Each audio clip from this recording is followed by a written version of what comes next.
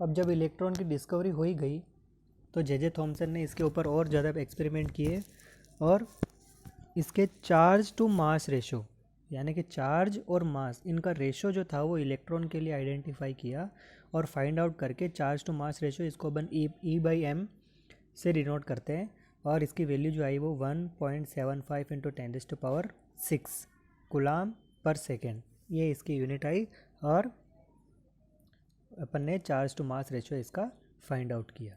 ठीक है भाई, ये जे थॉमसन ने एक्सपेरिमेंट किया, क्या किया क्या नहीं किया इतना सारा अपने सिलेबस में नहीं है, ये कभी पूछते भी नहीं है ना, तो अपने को ध्यान रखना है। जब अपने को चार्ज टू मास रेशो पता लगा तो और एक्सपेरिमेंट किए, बहुत सारे साइंटिस्ट ने खोजने की और डिस्कवरी करने की कोशिश करी कि कुछ न कुछ अपने को रिजल्ट मिल जाए, और ज़्यादा एक्सपेरिमेंट किए। तो उसी दौरान एक मिलिकन नाम का एक साइंटिस्ट था, उसने ऑयल ड्रॉप नाम का एक एक्सपेरिमेंट किया। उस ऑयल ड्रॉप एक्सपेरिमेंट में उसने क्या किया, वो जो छोटा सा काम था, एक बॉक्स लिया, उस बॉक्स में दो तरीके के चैम्बर बनाए। ठीक है भाई, एक ऊपर वाले चैम्बर और एक नीचे से। ठीक है, अब ये क्या करता था, तो यहाँ से ऑयल ड्रॉप की और छोटी छोटी बूंदों को स्प्रे करता था अंदर, और जैसे ही वो अंदर स्प्रे करता था तो यहाँ पर एक छोटा सा इसने होल रख रखा था, वहाँ से एक ऑयल ड्रॉप जो थी वो नीचे की तरफ गिरना स्टार्ट होती। जब ऑयल ड्रॉप नीचे की तरफ गिरना स्टार्ट होती तो इसके ऊपर वो एक्स रेज के पार्टिकल्स जो है वो इसके ऊपर स्केटर करवाता। जब पार्टिकल्स इस ऑयल ड्रॉप के ऊपर स्केटर होते तो उस कंडीशन में उस ऑयल ड्रॉप की जो स्पीड थी, जो ग्रेविटेशन से अट्रैक्शन था, वो अट्रैक्शन जो था वो चेंज होने वाला था, है ना। तो जब ऑयल ड्रॉप नीचे की तरफ ये गिरना स्टार्ट हुई तो उस कंडीशन में उसके ऊपर कोई चार्ज हो गया, क्योंकि एक्सरेज उसके ऊपर गिर रही है तो इलेक्ट्रॉन के उसके ऑयल ड्रॉप के ऊपर कोई ना कोई चार्ज जनरेट हुआ, और चार्ज जनरेट होने के कारण से इसके अंदर और स्पीड में कोई ना कोई वेरिएशन आया। जो अनचार्ज ऑयल ड्रॉप थी उसके ऊपर भी उसने एक्सपेरिमेंट किया, तो उसने देखा कि उसकी स्पीड में और चार्ज जो ऑयल ड्रॉप है उसकी स्पीड में कोई न कोई वेरिएशन था। ठीक है, इतना ज़्यादा अपना एक्सपेरिमेंट है नहीं, है ना। तो अपने एक कॉलम बनाया हुआ आपकी एनसीईआरटी बुक में, उसको एक बार रीड कर लेना, बहुत ज़्यादा डिटेल नहीं है आप लोगों की, केवल इतना सा है कि चार्ज ऑन इलेक्ट्रॉन कैसे फाइंड आउट किया, कितना फाइंड आउट किया। तो ऑयल ड्रॉप एक्सपेरिमेंट, मिलिकन ने ऑयल ड्रॉप एक्सपेरिमेंट किया और उसकी वैल्यू निकाली 1.6 इंटू 10⁻⁻19 कूलाम। क्लियर। अब चार्ज टू मास रेशो में चार्ज पता लग गया, चार्ज टू मास रेशो पता लग गया, तो अपन मास भी आइडेंटिफाई कर सकते हैं। तो जब चार्ज पता लग गया और E/m हमारे को पता है तो हम m की वैल्यू फाइंड आउट कर सकते हैं, जो हमारी आई 9.1 इंटू 10⁻⁻31 किलोग्राम। क्लियर। ये इतनी सी बात हुई कि इलेक्ट्रॉन की।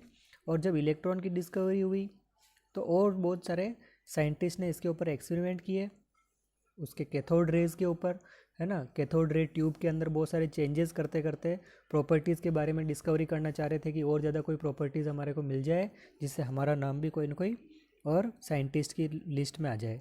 तो उसी दौरान एक गोल्डस्टीन नाम से गोल्डस्टीन नाम से एक साइंटिस्ट था, उसने डिस्चार्ज ट्यूब के अंदर एक एक्सपेरिमेंट किया, और एक्सपेरिमेंट करके उसने क्या किया, तो गैस का प्रेशर जो था वो बहुत ज़्यादा कम था, उस गैस के प्रेशर को बहुत ज़्यादा कम यानी कि वैक्यूम को हटाकर उसने 10⁻⁻mmHg तक उसको प्रेशर को कर दिया, यानी कि प्रेशर उसका बढ़ा दिया। ठीक है, जो वैक्यूम था, प्रेशर जो अपन ने गैसेस बाहर निकाल रखी थी उसको वापस से उसने रिलीज़ करना स्टार्ट किया और प्रेशर को 10⁻1 mmHg तक कर दिया। पहले कितना था, तो हम कहेंगे पहले तो 0.001 था, यानी कि 10⁻³ mmHg था, और अब कितना कर दिया उसने 10⁻⁻1 mmHg। ठीक है, अब क्या कर दिया इसने, तो परफोरेटेड कैथोड यूज़ में ले लिया। इस बार क्या किया, तो ये कैथोड रे ट्यूब के लिए जो लाइन है इसमें प्रेशर वैक्यूम पंप से प्रेशर की वैल्यू कितनी कर दी उसने 10⁻⁻1, और पहले इसको परफोरेटेड कर दिया था, यानी कि इसके अंदर बीच बीच में होल बना दिए थे। इस बार क्या किया उसने, इस वाले के अंदर भी क्या कर दिए, होल बना दिए। तो उसने देखा कि कुछ रेज हैं वो इधर से इधर तो जा रही है, लेकिन जब सेम टाइम पर अपन देखें तो यहाँ से भी कुछ रेज निकल कर कहाँ जा रही है, वो इस वाली प्लेट के ऊपर भी जाकर, और यहाँ पर भी स्कैटरिंग इफेक्ट यानी कि फ्लोरेसेंट इफेक्ट यहाँ पर दे रही है। ठीक है, अब ये जो रेज थी वो एक कैनाल की फॉर्म में जा रही थी, ठीक है, वो नज़र भी आ रही थी क्योंकि अंदर गैसेस भी भरी हुई थी, प्रेशर भी था, है ना। तो उस कंडीशन में उसने देखा तो ये कैनाल की फॉर्म में हमारे को दिख रही है, रेज भी दिख रही है, इलेक्ट्रॉन तो नहीं दिख रहे थे, पर कैथोड रेज जो है, प्रोटॉन की जो रेज है या एनोड रेज जो है वो हमारे को रेज जाती हुई भी दिख रही थी और पीछे फ्लोरेसेंट भी इफेक्ट ये अपना शो कर रही थी। तो उसको क्या कहने इन्होंने, कैथोड रेज, या दूसरा नाम दे दिया एनोड रेज, क्योंकि एनोड से जनरेट हो रही है। ठीक है, फिर प्रॉपर्टीज़ के बारे में बात करी इन्होंने, तो made up of charged particle, क्योंकि वो एनोड से निकल रही है तो उसके ऊपर कोई ना कोई पॉजिटिव चार्ज है। डिफ्लेक्टेड बाय मैग्नेटिक फील्ड, ऊपर और नीचे मैग्नेटिक फील्ड लगा के देख लिया कि जैसे अपन ने यहाँ पर आइडेंटिफाई किया था, यहाँ पर नॉर्थ पोल और ये south, north pole south pole लगा के देखा तो हमने देखा कि ये डिफ्लेक्टेड हो रही है। तो प्रोटॉन रेज भी हो रही है क्या, तो हमने कहा हाँ, डिफ्लेक्टेड बाय मैग्नेटिक फील्ड। ठीक है, हैव काइनेटिक एनर्जी, इनके अंदर भी काइनेटिक एनर्जी, उसका पता लगाने के लिए क्या किया, तो ये अपन ने एक छोटा सा फ़ैन लगा दिया उस फैन से, और जब पास हो रही तो वो फैन भी मूव होने लग गया, तो अपने को ये भी पता लग गया। Depend upon nature of gas taken, यानी कि इस बार जब अपन कैथोड रेज की बात कर रहे थे तो वहाँ गैस चेंज करने से कोई इफेक्ट नहीं हो रहा था, लेकिन यहाँ पर एनोड रेज पे क्या हो रहा है, तो anode rays are not proton. जब अपन ने गैस चेंज करी तो गैस चेंज करने से इनकी नेचर जो है वो भी क्या हो रही थी, चेंज हो रही थी। याद रखिए बात, इसका मतलब एनोड रेज जो है वो केवल प्रोटॉन नहीं है।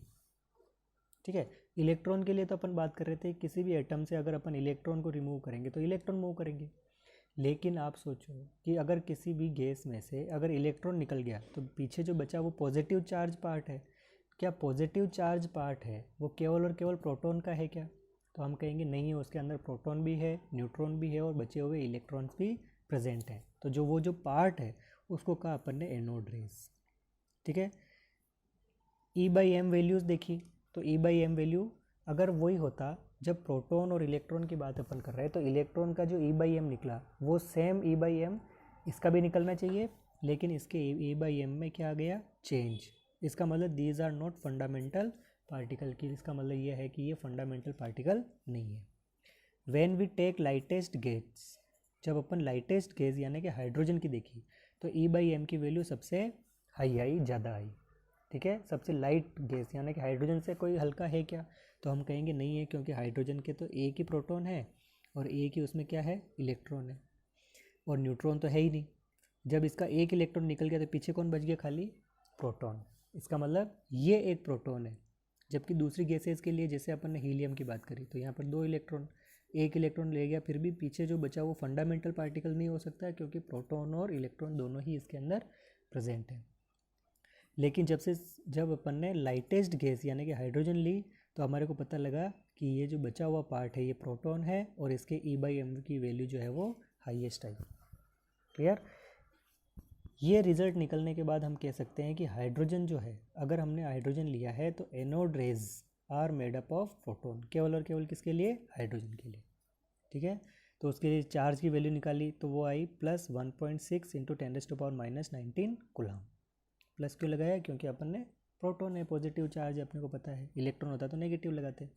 मास क्या निकला, तो 1.625 × 10⁻27 किलोग्राम। ये बात किलोग्राम।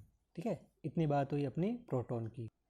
जब इलेक्ट्रॉन की डिस्कवरी हो गई, प्रोटॉन की डिस्कवरी हो गई, तो लोगों ने अब उन दोनों को कंबाइन करके एटम की डिस्कवरी करना स्टार्ट किया, यानी कि एटम के मॉडल्स देना स्टार्ट किया। और एटम के मॉडल किस तरीके से दिए गए थे ये अपन नेक्स्ट क्लास में पढ़ेंगे। ठीक है, थैंक यू।